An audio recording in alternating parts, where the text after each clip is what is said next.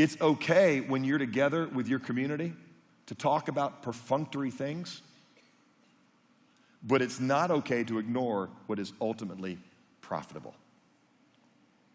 What do I mean by that?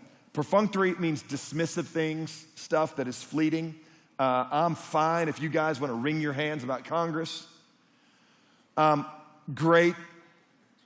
I was going to say if you keep up with the Kardashians, but I'm really not great with that. I mean, what I'm saying is, look, I don't care, all right, if you like Entertainment Tonight, but if all you do is talk about the latest Bieber song, or how the music today is not as good when Fogelberg and Croce were writing it, or if all you do is talk about your fantasy football team, or if all you do is talk about stock markets, look, there's nothing wrong with talking about perfunctory things.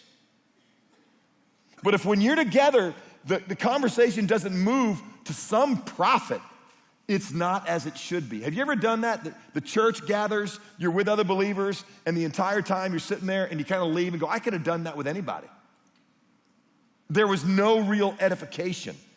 It was just catching up. How's your mom? I heard about that. Hey, pray about your sicknesses. That's fine. That's perfunctory, though.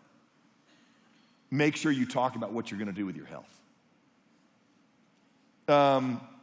This, gang, is where so many of us miss it. I love my buddy Dean, who's up here. Whenever we have dinner together, we laugh, we catch up, we tell stories, but we always, at least, even when we're just getting together socially, there's a question that he throws out. He'll say something like, okay, hey, at lunch today, in the midst of all our other conversations, let's talk about what spiritual discipline has been most meaningful in your life lately. And then, in what spiritual discipline do you believe you need to ramp up a little bit again for you to experience more of God's grace? So look, man, we're gonna laugh. We're together maybe for an hour and 15, but I guarantee you that 10 minutes when we're talking about Bible intake or solitude or fasting or giving sacrificially, that is a time that my soul is reformed. And you've got to make sure in the midst of being together, Paul said, I did not waste your time. Being with me was profitable. All right, remember the first one? Effective ministry is done together. Iron sharpens iron when it's together. And when it's together, it ought to sharpen each other, not wrap itself in cotton and talk about soft things.